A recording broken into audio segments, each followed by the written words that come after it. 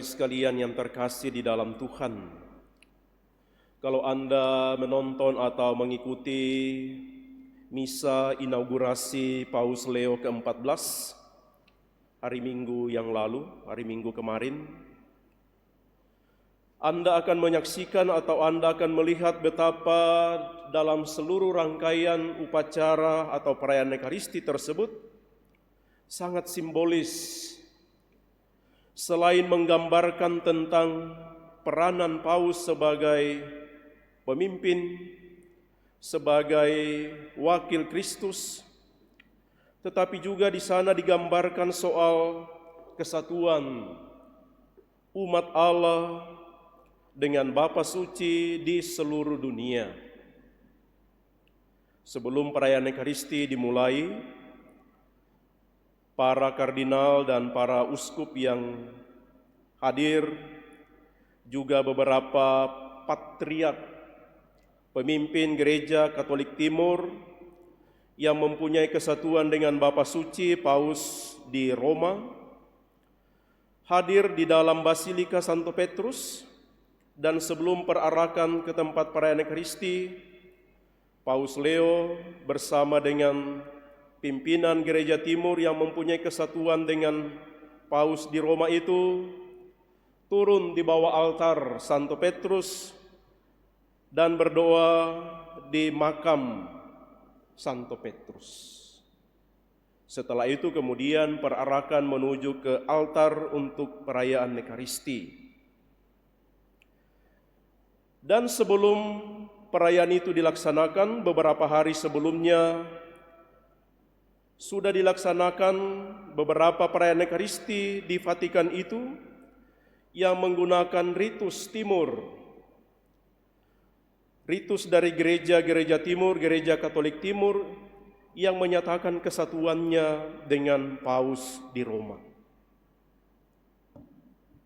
Dan bagian lain dari perayaan Ekaristi itu adalah perwakilan dari kardinal, dari pemimpin-pemimpin komunitas, juga perwakilan dari umat, maju sebagai wakil untuk menyatakan kesatuan, memberi salam kepada Bapak Paus untuk menyatakan satu dengan Paus sebagai pemimpin.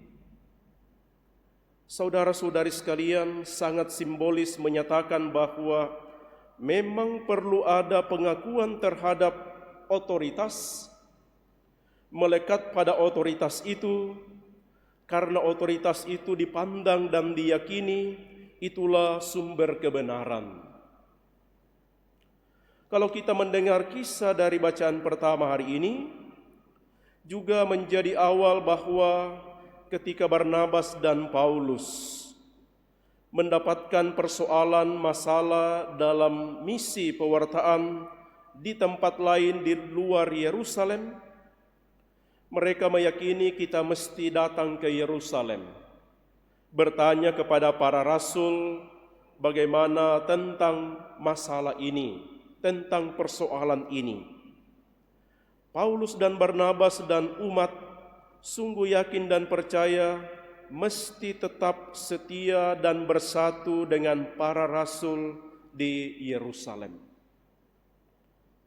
Juga kalau kita mendengarkan bacaan Injil saudara-saudari, lalu menggambarkan kepada kita, Yesus menyebutkan dirinya sebagai pokok anggur, sumber segala-galanya. Ranting tidak bisa berbuah tanpa melekat pada pokok itu.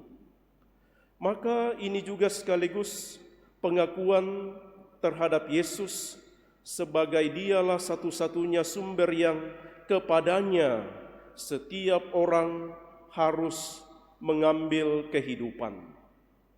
Selalu menyatakan lekat dengan Yesus untuk memperoleh kehidupan, pun juga mengatasi masalah-masalah di dalam kehidupan yang digambarkan dengan ranting yang kering menjadi mati dan dibakar.